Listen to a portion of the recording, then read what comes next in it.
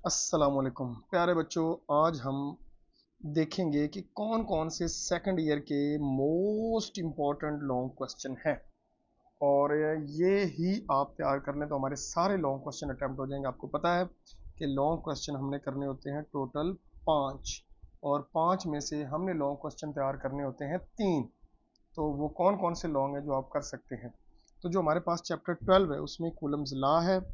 Application of gauges law में दो आती हैं, एक है इनफाइनाइट शीट ऑफ चार्ज और दूसरी है अपोजिटली चार्ज प्लेट। ये दोनों मोस्ट इंपॉर्टेंट है, वेरी वेरी इंपॉर्टेंट, अक्सर ये उठाई जाती हैं।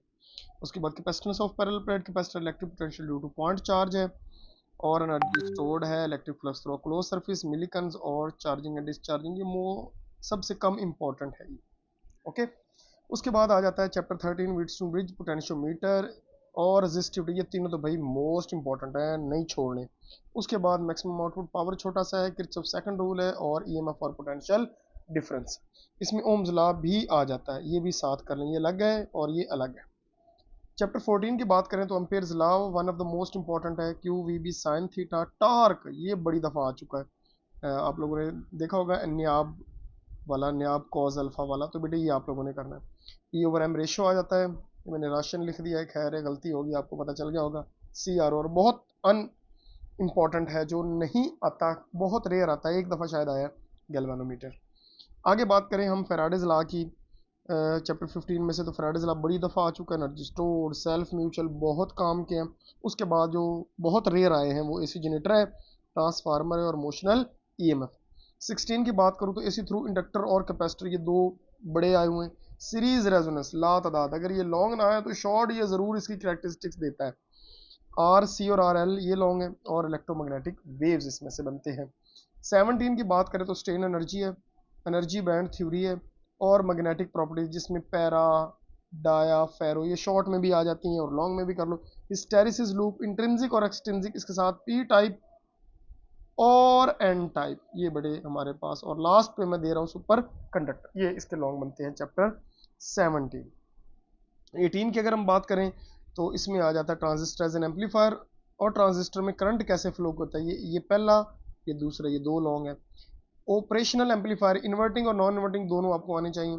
रेक्टिफिकेशन है, half wave, full wave, forward और रिवर्स, और गेट 5 है, उनमें से वो 3 दे सकता है।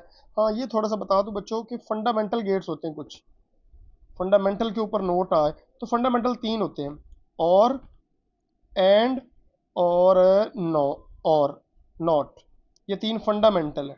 अगर वो यूनिवर्सल गेट कह दे, यूनिवर्सल, तो वो 2 हैं, एक बच्चों है नैंड और एक है नॉर। दोनों में से किसी पर नोट दे सकता है, आप तैयार हो। इसमें बच्चे जो मोस्ट इंपॉर्टेंट है 1940 इलेक्ट्रिक फैक्टर, डेविसन और जर्मर है, हाइजनबर्ग है, ये 3 बहुत काम के हैं। बाकी दोनों आप कर सकते हो एंड पे, कॉम्पटन और ब्लैक बॉडी वाला। इसमें एक्सरेज हैं, इनर शेल ट्रांजिशन, ये बड़ा काम का है। लेजर में से आ सकते हैं हीलियम नियॉन लेजर वाला, और क्वांटाइज्ड एनर्जी और क्वांटाइज्ड रेडियस, बस 4 ये बनते हैं लॉन्ग काम के।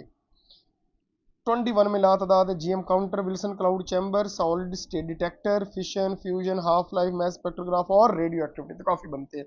तो ज़्यादातर बच्चे जो हैं वो ऊपर वाले पेयर करते हैं, जैसे कि 12 और 13 में से उठा लेते हैं एक, 14 और 15 में से, 16 और 18 वाले कुछ कर लेते हैं, और कुछ 17 और 19 वाले कर लेते हैं। 20-21 को बहुत कम बच्चे ही टच करते हैं। बाकी आप लोगों की मर्जी है, जो आपको सूटेबल लगे वो आप कर सकते हो। मिलते हैं किसी और वीडियो में, तब तक के लिए अल्लाह हाफिज़।